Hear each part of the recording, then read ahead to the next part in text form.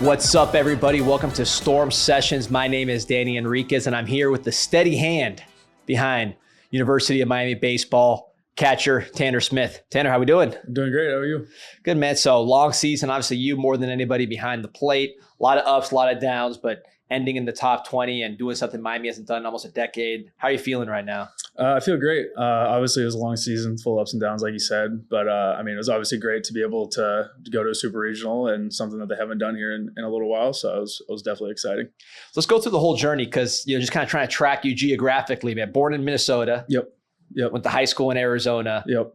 Go Pacific Northwest, and then you come here to the Southeast. You've been around the country here. Just take me through where it started. I was born in Bemidji, Minnesota. I grew up in Minnesota until I was about 13. Started playing baseball when I was around 4. Got into all that type of stuff. And then moved down to Arizona right before my high school career started. Went to Basha High School in Chandler, and then got recruited to Oregon State out of high school. And then spent 3 years there and then transferred here. Starting in Minnesota, were you a Joe Mauer fan growing up? I wasn't much of a Twins fan because they weren't the greatest, when I was around there. But I definitely can say now that I'm definitely a Joe Mauer fan. Yeah, I think of guys that came out of Minnesota, obviously Mauer being one of them. Max Meyer pitches for the Marlins. A lot of multi-sport guys, right, with the seasons. Were you a multi-sport guy? No, I played basketball up until middle school, and then I gave that up to pursue baseball full time, because that's how I knew where I was going. So. How does someone in Minnesota play baseball year round? A lot of indoors. We were lucky enough to have some very good cages around us, indoor cages and stuff like that. They were set up year round, so we could just get a membership there and we'd go hit pretty much every single day. And what do you like about growing up in Minnesota? Obviously the scenery is cool, like lakes and trees and all that stuff like that. So that was fun. Now that I'm out of the Four Seasons, I can say that I kind of miss the Four Seasons a little bit. Obviously the snow all the time there was not great, but I can definitely say I miss the scenery for sure. Were you an outdoors guy, like hunting and fishing and all that kind of stuff? When I was in Minnesota, sadly, no. That really wasn't my specialty. But then as I went to Oregon, I learned how to fish and I started fishing there and then got down here and I kept fishing. And so that's kind of where I'm at with the outdoor stuff. But two pretty good locations, right, to pick it up. Yeah. Tell me about your family, just kind of growing up in the Smith household. So my mom, dad, and then my little brother, Grant, we call him Monster. He just graduated high school and he's going to play at College of Southern Nevada, JUCO, right outside of Las Vegas. Awesome. It's kind of been me and him ever since we were growing up, and we've just been going at it, playing ball all the time. And that's kind of where our passion comes from, is just playing against each other. So you guys were always playing sports together. Was he a pitcher? Was he another catcher? He wasn't a catcher to start, and neither was I when I first started. And then when I picked up catching and got a lot more serious with it, he definitely started to follow in those footsteps. And now he's full-time catcher, shortstop, pitches a little bit, but mainly catching. Were your parents big sports people? They played in high school, didn't really play in college much, but they were the ones that got me into it to start and just kind of pushed me the entire way through it. So. What was it about baseball that you liked from a young age? Just the competition aspect of it. I was a big competitor, and I kind of picked up baseball immediately and never really looked back from it from there. And it kind of just grew and grew and grew. And I just loved being able to go out there every single day and compete and be able to show people what I have to show. And was it just kind of all baseball when you were a kid? You mentioned the outdoor stuff came later. Was it just baseball indoors, baseball outdoors, baseball, and then school, or was there other hobbies mixed in there? We didn't. I can sadly say now that it was strictly baseball. We eat, sleep, and breathe baseball. That's kind of why we moved out of Minnesota, was for us to have a better chance to go pursue colleges elsewhere, because obviously you can play year round in Arizona. So that was obviously a great place to go to. Baseball is just it's literally what we're growing on, basically. So that's kind of why I am where I am today. Talk about that decision to move from where you're from, where you grew up, all the way to a different part of the country just to play baseball. What was it like, just the family discussion and the whole thing? It's obviously a huge move. And my mom was lucky enough to be able to move down there and work remote from her job in Minnesota for a little while, but as we moved down there to start. That was obviously a blessing that was kind of allowed us to do that move and allowed me to pursue baseball full time along with my brother. It was definitely crazy, and it was definitely a shell shock going from somewhere that I've grew up and I know and my family's close to, and then move across the country away from everybody basically. So it was definitely hard to start, but then once baseball started picking up and I started playing a lot more, I obviously got to know a lot of different guys, and then obviously it was straight into high school, so you have varsity and JV and all that stuff like that. So that was a good intro. So it obviously worked out, but whose idea was it? Was it your parents' idea? Was it your idea? I mean, we obviously always joked about it when we were younger, because like obviously you look outside and there's snow on the ground. You're like, well, I can't play baseball. So like, what am I supposed to do when that's pretty much all we do?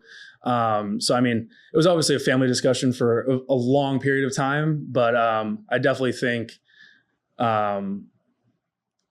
it took some time with my mom, especially because like she was born, like both my parents were born and raised up there. So like, it's obviously hard to move away from family so far. So, I mean, it took a little while, and obviously, as you can see, till I was almost in high school to make that move, but we all came to agreement that like, obviously that was something that we needed to do in order to increase my chances of making it to the next level, basically. Were you already a catcher at that point? Yeah, I was. Yeah, I was pretty much primary catcher all the time. And what do you like about catching? Because it's not for everybody.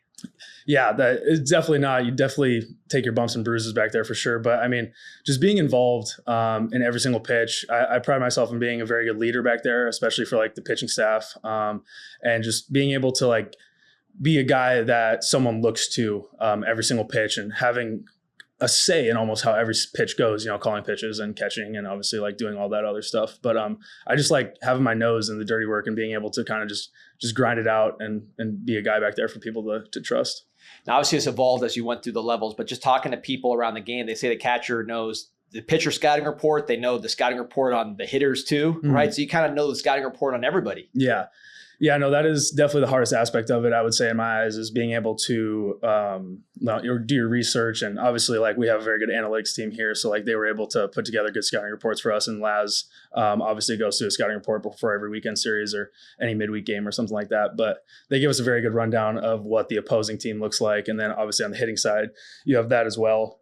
So, you're obviously trying to scout a whole lineup of 9-10 hitters, plus you're doing a whole pitching staff. So it's hard, obviously, but I mean, I enjoy that aspect of it, of being able to, kind of have like the secret sauce on everybody in the opposing team. Whereas, one on defense, our infielders focus on the pitcher more or less, and then our pitchers focus on the hitters. I get to kind of see all of it. So it's fun. No surprise why there's so many coaches that were catchers, growing up.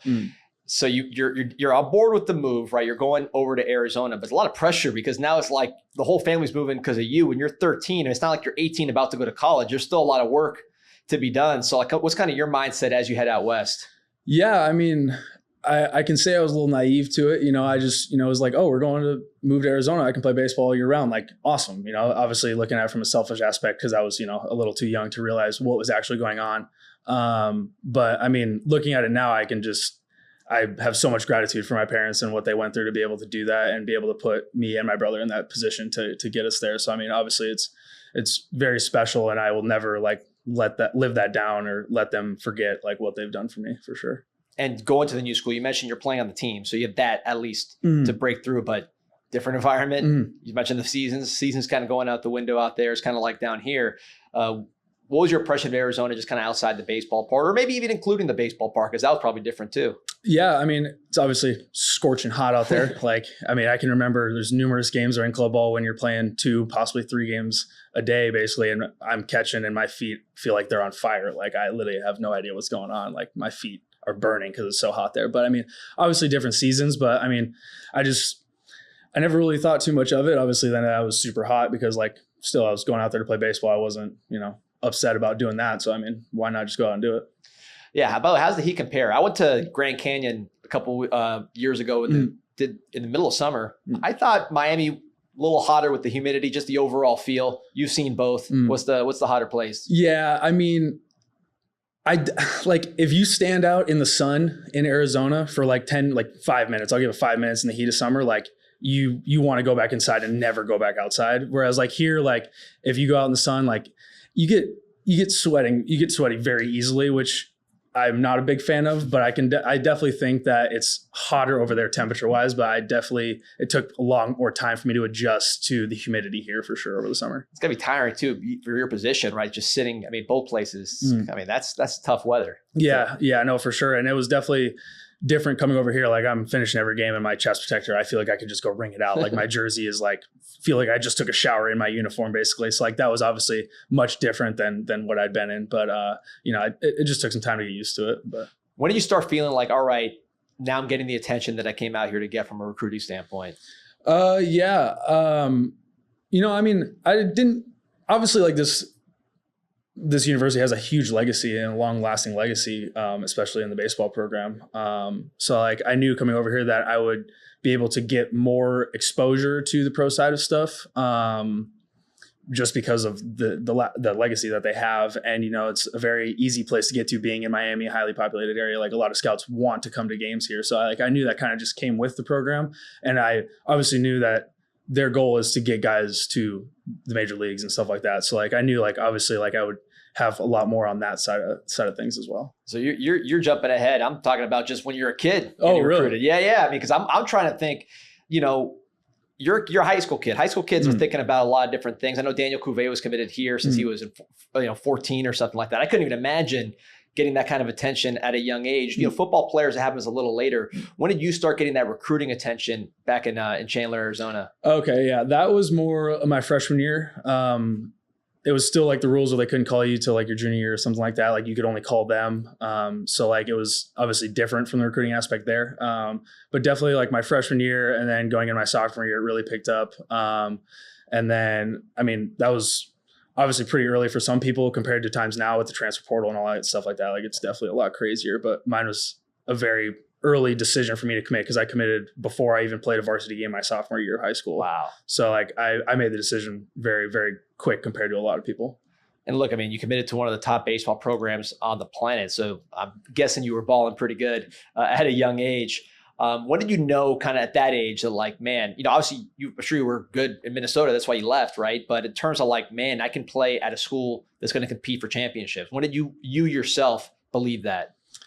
Honestly, when they gave me my actual offer, that was like the first time I was like, wow, like it took me a minute to actually realize like they literally had won the national championship the year before. So like, as soon as like I got on the phone with them and they were like actually interested in me, I was like, holy crap, like this is actually like a real thing that I can be able to do. And it obviously like just took off from there. Like as soon as I started believing that I could play at that level, like my whole mannerisms changed from behind the plate, especially. So Adley Rutschman had just graduated, right? Pretty recently. Yeah, he was 2 years before me, I believe. Okay, so yeah. I mean, talk about the catcher legacy. Was that part of the draw to Oregon State on top of the fact that it was just a top program? Yeah, no, definitely. Obviously, you see Rutsch go up there and do his thing. Like that was incredible to watch, and I tried to pay attention to as much as I could. And I got to go up there for a camp my sophomore year and actually be able to work with him before I committed to Oregon State. So like that was obviously super special, and just I was obviously able to learn a lot just by watching him do his little work. And what did you take from him just watching him?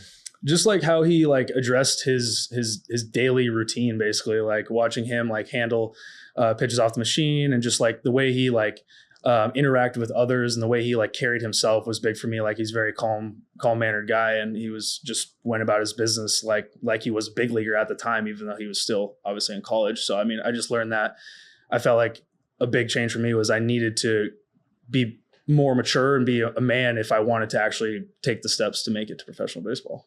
So that's early college decision. I mean, especially compared to like the average person student, they're doing that, senior year, maybe junior summer, you're already done. What's your mentality like just finishing school, knowing that, hey, I got the program I want locked in. They believe in me. That part's done. Now I got all this other time to get ready. I mean, what's your mindset? Yeah. I mean, obviously you have that name next to you for your commitment when you go through club ball and stuff. So obviously everyone looks at you like, oh my gosh, you're going here. Like you must be good. Right. So like, obviously you have kind of like that weight on your shoulders. I was lucky enough to play for a pretty loaded club ball team that had a lot of college commitments to very good schools and stuff like that. So like that was able to take some pressure off because like, you're just, at that point, you're just playing with your buddies and no one actually cares where you're committed because everyone's going somewhere good. So like just being able to, get out there and play with high caliber guys kind of took the stress off of, like what you think comes with having that commitment next to your name and being able to live up to that legacy that you're going to try and chase. So you go up there. What was your first impression of Corvallis? It was great. From the first time that I ever went there was, in November of my sophomore year for a camp. That was right after they had offered me a scholarship. So I went up there just to see the place because my mom was very big on going up there and, exploring and actually seeing what you're going to get into. But no, it was great. Like I remember we literally pulled up to the field the first day and another catcher, Troy Clonch, was walking me around and just kind of showing me around the field and stuff like that. And a random guy just pulls over in the parking lot like, hey, like go Beavs. Like we're excited to watch you this year. And I was like, holy crap. Like that's crazy. Like random people are just coming up to you on the street, and just being like, hey, good luck this year. Like they're paying attention to you. So that was pretty cool. And just environment. It's like you've kind of been everywhere. Mm-hmm. Like it's not that many people that can hit every single part of this country. I mean, just the whole environment, the whole vibe. I feel like that field is like one of the coolest fields to play in. I mean, what was that like? Yeah, no, it was obviously a great atmosphere. It's in a very secluded spot within Oregon. Like you're 45 minutes north of Eugene and you're an hour and a half south of Portland. So you're kind of like your own little community right there. So kind of everyone comes out and supports the college teams and stuff like that. So like we were able to draw an amazing crowd pretty much every weekend that we had games there. So like it was obviously a great atmosphere to play in and a high caliber atmosphere that you want to play in when you get to, obviously, like you go to Omaha, like you play in front of much more fans there. So like it was obviously a good taste to get into that and obviously a great field and great atmosphere to play in. You played a lot of big games. You played a lot. It's not like, sometimes in the portal you get guys that leave for opportunities they hadn't played at the prior place. You played a lot at Oregon State, played a lot of big games for the Beavers. So what are some of the memories just being on the field or in general at Oregon State? Yeah, it was definitely my freshman year. That was kind of my highlight year with them. It was such a fun season because it was my first year in college baseball. So like I didn't really know what I was expecting. And we made a run and hosted a regional at home and then was able to host a super regional and came one game short of Omaha. But, that was probably the highlight, was winning that regional that year at home in front of the home crowd and then going on to playing super regionals there and obviously put together a good series and just falls a little short. And the talent around you, right? I mean, again, you've been the man from the beginning, committed early. Now you're here, you're playing, so you're making an impact, but it's not like it's easy. It's not like you just be like, hey, I'm the starter. What was that like, just that competition level? Yeah, that was definitely insane. Like we had some ballers on that team. Like our center fielder just got called up to the Astros in the big leagues like this last year, got drafted in the second round. We had our Friday guy was a first rounder to the Cardinals. We had, I think, nine draft picks that year. Like we had guys, the guy that played in front of me, Gavin Logan, got drafted by the Diamondbacks actually. So like, just being able to learn from those guys and like really take that competitive edge from them and be able to like treat practice like it's a true game because you're literally playing against future big leaguers. So like, it was obviously super cool to be out there and learn from those guys and just, be able to compete against those guys. So you go through Oregon State again, you play a lot of games, have a lot of success.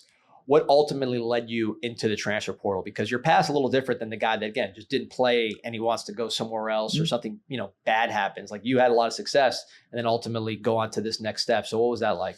Yeah, I mean, definitely I wanted to be able to put myself in a position where I could have a chance to play an entire season behind the plate. That was kind of something I'd been missing for my first 3 years, was catching an entire season by myself. I obviously caught like 50% or a little over 50% of the games my freshman year or something like that, and then had a platoon job my sophomore and junior year. So I just felt like it was a good time for me to call it good there and make a new name for me somewhere else, basically. Catcher's very popular. I'm sure you got a lot of attention. When you put your name in, what was that process like?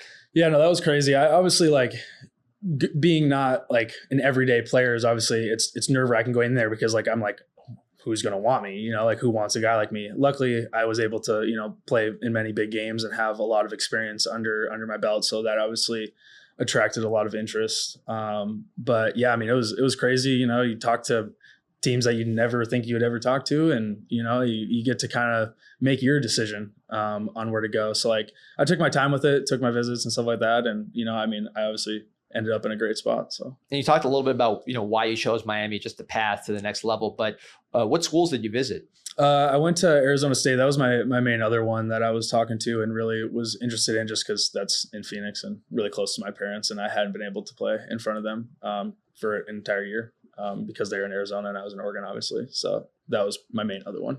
So obviously different part of the country, right? So the decision to come all the way over here, you talked about some of the baseball reasons, getting all the way to this side, your family, like what made you take that leap? Just all the way across? Yeah. I mean, I definitely I had been away from my family before. So like, I know what that was like. And I knew like I was capable of, just being able to be my own person over here away from my family. So, I mean, that definitely wasn't a scary aspect of it. So I wasn't afraid to go anywhere, basically. I just wanted to be able to go to a school that needed someone like me, and, wanted a guy to like me to catch every day for them.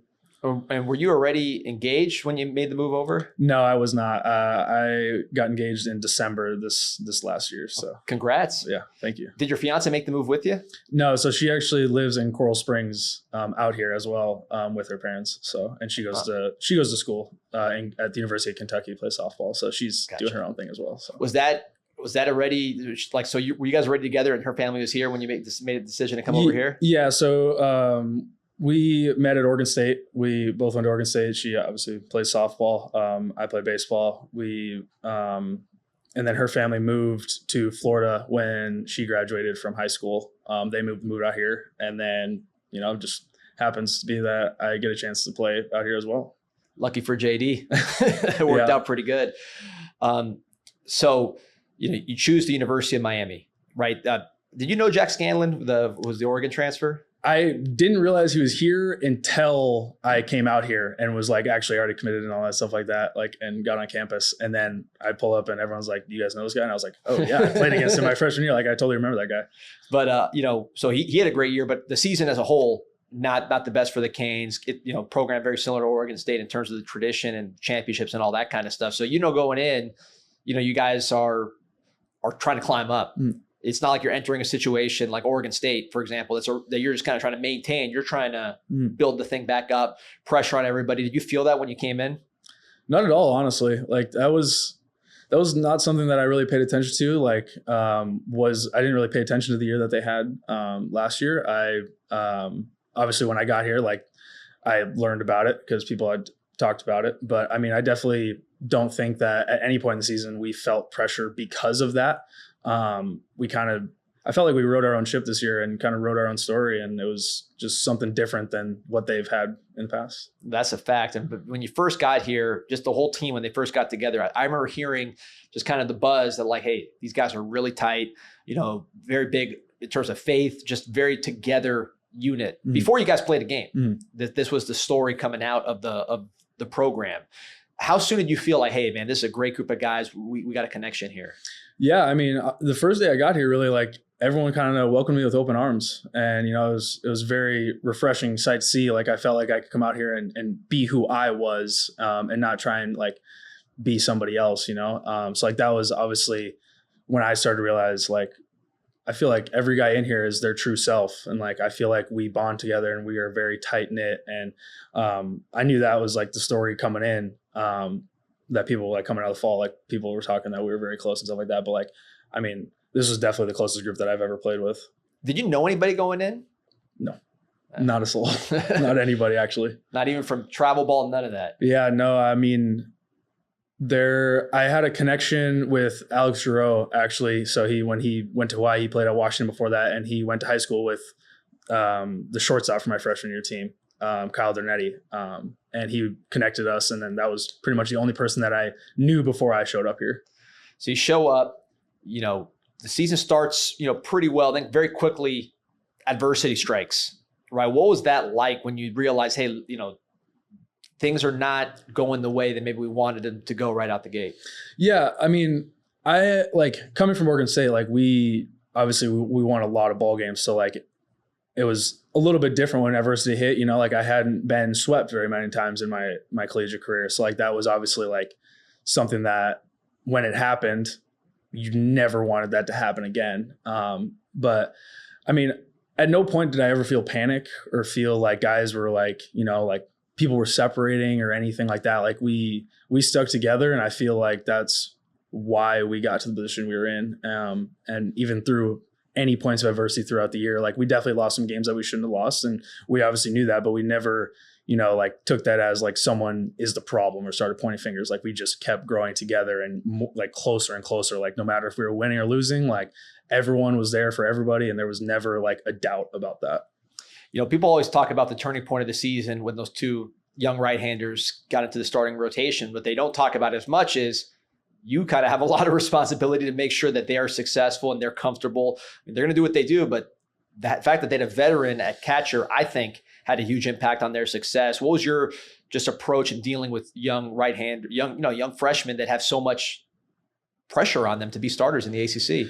Yeah, no, I mean, that's like, I can definitely attribute to my freshman year, like being a freshman and playing a substantial amount is like, it's a lot of pressure. Like it's very hard to do, especially like right out of high school. Like high school to college, completely different ball games, like on all aspects. So like, it's definitely hard. And I definitely like, that's something that I pride myself in. Like when people ask me like, what are your strongest like strengths? Like what makes you who you are? I always talk about like how I help like guys like that. Like I want to be able to like take those young guys under my wing and be able to like make them flourish and help them flourish to like their full potential. And obviously like we got a taste of that this year with Tate and Siskar, and like those guys were phenomenal. I was just glad that I got to be a part of it, honestly. We got baseball players watching, maybe catchers watching. I mean, what was something that you do either with them or just in general to help pitchers along? What's something you've learned with your experience that informs your approach in dealing with pitchers?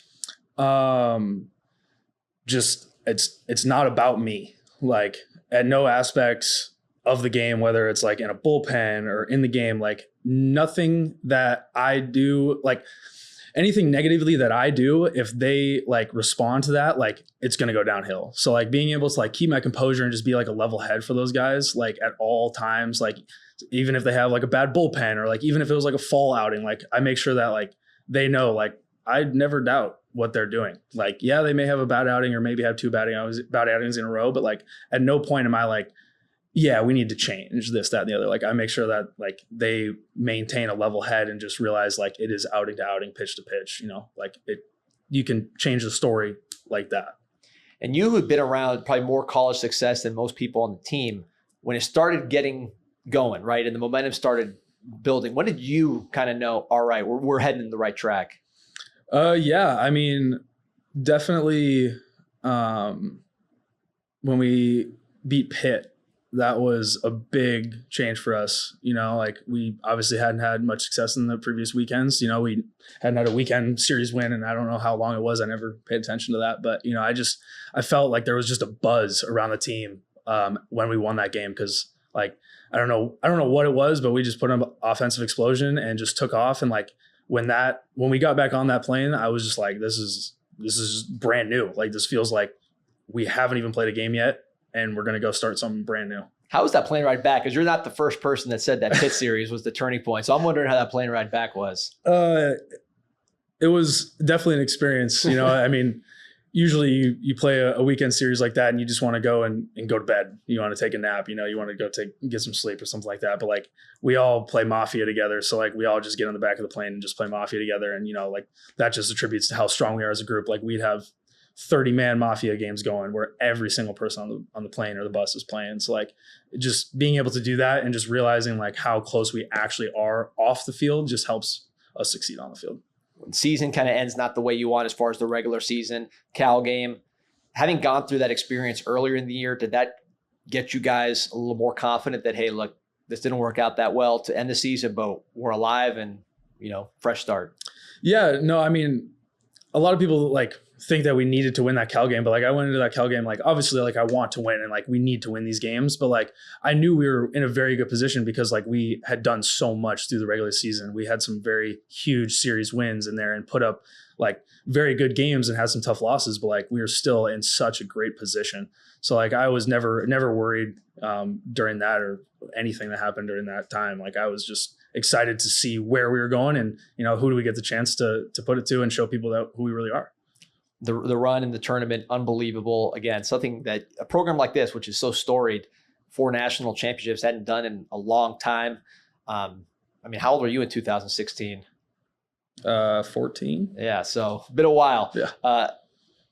What sticks out of that run, just from your memories that you'll hold on to? Yeah, I mean, I truly think that when you get to postseason baseball, it truly does come down. Like obviously talent plays a huge part into it, but it really comes down to like your identity as a team, and like what kind of characters do you have on the team? Like, do you have a lot of individuals or do you got a lot of team guys? Because in my opinion, after watching a lot of teams make runs in postseason and being a part of some good teams and stuff like that, like the tighter we were, the farther we made it. Like, obviously I was never able to make it over the hump to Omaha, but like every year that we were closer and closer, the more success we had. So like I knew going into the postseason that like if we can stick together and truly like fight the battles and try and win each pitch every single game and just take it one game at a time, like we were going to be in a good position. And we got a good start in the regional, and it just kind of boosted us up into that. Now you have time to reflect. Obviously, I know you wish that you played all the way through, but now that you've had time to kind of sit back and look at it, what are you going to remember about this season? Again, just the relationships and the friendships that I made. I mean, I can say truthfully that there will be guys in my wedding from this team. Like, even though I was here for 1 year and I knew them for maybe whatever 9 months it is, 10 months it is now, whatever it may be, like I've made some of the closest friendships that I've ever had. And the relationships I had with the coaches were something that I've never had before. So like, just, being able to be a part of such a special group with those type of people, just make it all for me. It's funny. I mean, you guys are saying a lot of the same answers. I know you're not coordinating it, right? But the, people in your wedding, the pit game, I mean, you could tell it was a special experience for you guys. You mentioned the coaching staff, JD. I mean, you were not, you're new to the whole experience here, but obviously his name's on the wall. Coming off a tough season, the coach is always going to get some flack on that. Just the relationship you were able to build with him and the fact that you were able to, have success with him on this journey.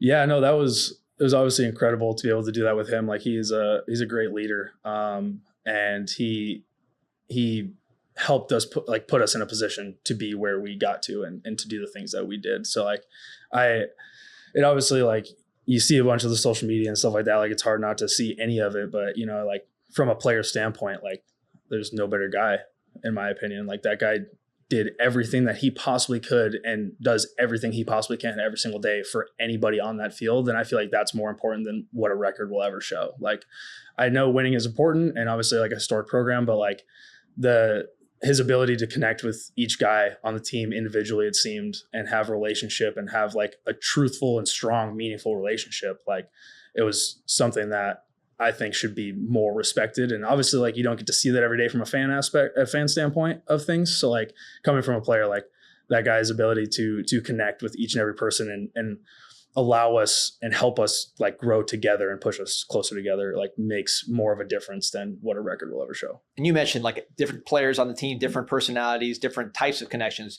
Him and you, what was something that he just kind of like stressed to you or that he was part of his message to you in particular?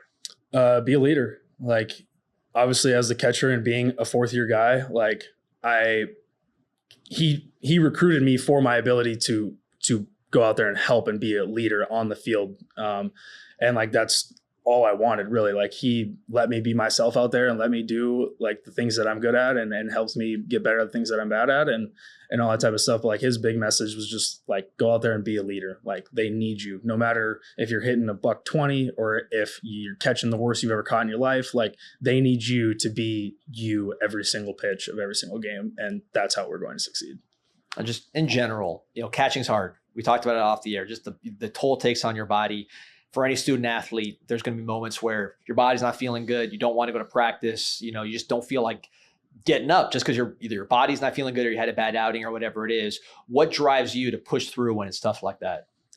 I mean, just knowing that there's people counting on me. Like if I'm not at least faking my 100%, 120%, like everyone else is going to be taken down because of it. And like, that's just a tribute to the position that I play, obviously. But I take that into a lot of account when I'm obviously thinking about how I feel when I wake up in the morning. Cause like, obviously every day isn't great. And some days I can bend my legs more than others and all that stuff like that. But I know at the end of the day, like I have to go out there and be a leader and a captain for these guys. So that way they're able to get the most out of their time. Yes. There's a lot of baseball players who watch the show, younger players. I know I selfishly use these kind of lessons with my son, who's a young baseball player. What's a lesson that, you've gone through your whole career in college, still more career to go. What's one lesson you want to impart to, maybe a young baseball player that's watching this?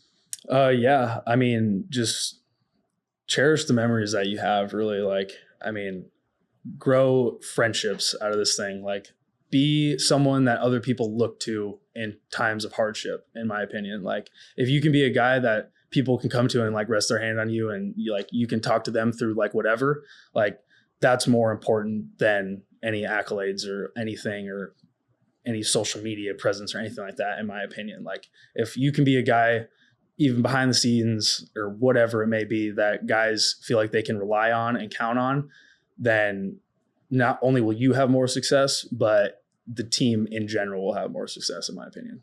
Awesome. And I mentioned your college career is done, but your career is not done.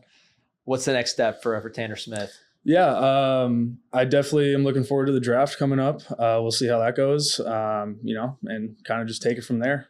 Are you training? Are you like playing any leagues? Like, what's going on until then? No, I'm not playing anything this summer. I'm just waiting out to the draft, but I'm still like working out and hitting and catching and all that stuff like that. So, yeah. So once your pro career is done, hopefully 20 years from now, where do you see yourself being? I want to coach. That's, obviously being a catcher, like that's kind of our position's thing, but I truly do like pride myself in helping others succeed. Like when with the other two freshmen that we had this year, like I loved being able to go out there and help them get better every single day, because I've been in their shoes and I know what that's like. And just having someone there to help them is huge. So like, I definitely see myself getting into coaching, just because I enjoy watching other people succeed and helping other people succeed more than anything. Awesome, man. You got some fan questions here. Max Wolpoff wants to know, what's your favorite baseball book, if you have one? Baseball book. Or favorite book if there's no baseball book. That's tough. I can't say I'm much of a reader. But oh God, that's actually, I don't even think I can answer that question. I haven't read a baseball book in so long. Or any book. Any book. Relentless. That's a good one for me. Michael Jordan's trainer wrote that book for him, about him and all that stuff like that, and just helped me with like mindset and stuff like that. So like that was a huge book that I loved reading. Awesome. Somebody named Griff Hughes wants to know, what's it like being such good friends with Will Smith? It's a blast. That guy obviously has some character to him. And as you guys have seen throughout the year, like that guy goes out there and gives you his 100% every single day. And off the field is no different. That guy's insane. Love him. You guys had kind of similar journeys, right? As far as you guys were with big programs, you guys had gone through some of this stuff more so than some of the other players on the team. So it's like when you guys had those great connections in the tournament, it's like, it's almost a mirror image in some ways, right? I mean, different personalities, but you guys have both been through it. Yeah, no. And I mean, just being able to like create that relationship with guys off the field, like it makes those moments, one, more special in times of success, but it just makes it so much easier to go out there and trust that guy. Like I got to hang out with him and Griff and Reese and all those guys off the field a lot this year. And just being able to like be friends with them was amazing. And it obviously like makes the baseball side of things so much easier and so much more fun, because I'm literally doing it with my best friends. That's awesome. King Scorpio 305 wants to know, where do you think this team improved the most throughout the season? Yeah, I mean, I definitely think just like getting experience under the belt, especially for some of the young guys. I felt like the young guys made such big jumps this year. Like, you don't really look at a college team and look at freshmen and be like, oh, this freshman's going to make an impact. That freshman's going to make an impact, But I mean, we had guys like Fabio and Mikey, Siskar, Tate, like we had just guys that went out there and got it done. Like they at no point did it ever seem like too much to them. Like they were very, very cool, calm, and collected a lot of the time, and were able to handle their struggles and be able to learn from that, and being able to be a part of that and help them through that was awesome to do for me, at least. But yeah, I definitely think like our younger guys got so much better this year, and they're going to get so much better throughout the rest of their career. Got a question. I think this is someone that knows you. His name's too exclusive for you. He says, how old are you, Unc? I don't know who that is. I'm not going to lie. Well, how old are you? I'm 22. Yeah, you're a young buck. A question here. How does it feel being a student athlete at University of Miami? So we talked about the sports part. Now just going to school here and kind of just being in the atmosphere. What's that like? Yeah, it's amazing. They do so much to incorporate all the students on campus, and just, like riding our scooters through the campus each day to get to class. Like, you just see so many people obviously going out and lingering and talking with one another. So like, it just seemed like a very tight knit group all around here, from students to athletes to, whatever. Like, everything was very inclusive, and like at no point did I feel like I wasn't allowed because I was an athlete or anything like that. Like, they did a good job of like incorporating everyone. And obviously, like, the school side of it, it's a very high caliber school. So like, being able to get an education here is something special. Now I always ask this question because to me it's normal, but people who aren't from here, like when you're playing baseball and you see like parrots flying around and these giant iguanas that look like dinosaurs and whatever you see in the water, like what was that like for you seeing that for the first time? I mean, the parrots are awesome. I would be on first base some games and I would just be like, "Hey John, like, are you seeing these? Are you watching these things?" And he's like, "Dude, you gotta like take your lead." I'm like, "Dude, look at the parrots. Like, this is so awesome." And like, the lizards are obviously something, and the iguanas and all that stuff like that. Like, those are just fun to watch and play around with, But I mean, it's definitely different than anything else you'll experience in the world. So I got to ask you about the fishing. I actually have family in Oregon, so I've been out there, grew up here, fishing, two different types of fishing. What's your favorite type of fishing right now? I mean, we just do like inland fishing, like in the Everglades and stuff like that. Yeah. My girl's dad has a boat, so we just take his boat out. And it's definitely different. Catching peacock bass is so much more fun than catching regular bass. But I mean, I definitely think like largemouth bass fishing is easier than peacock bass fishing for sure. But catching peacock bass is definitely more rewarding. Oh yeah, they're aggressive. Like they look like a different planet with the colors. They're so pretty. So pretty. You can get largemouth too up here in Florida too. That's like the biggest largemouth in the world. Yeah. I got to follow up because we've had Daniel Cuvée on. He says he's kind of the best fisherman around. Brian Walters says he's the best. He made a very convincing case. Who's the best fisherman on the team? I mean, I feel like it's got to go to Brian, just because, he's like grown up in that stuff like that. Because wasn't his dad like a professional fisherman or something? Yeah. So like literally, like you can't say that guy's not the best fisherman on the planet. Like, if I ever needed fishing advice, I would go to Brian and ask him like, "Hey, what do I need to do here? Like, how am I supposed to catch these fish? Like, what am I looking for? Like, what lures should I throw?" Like, I would always go to Brian.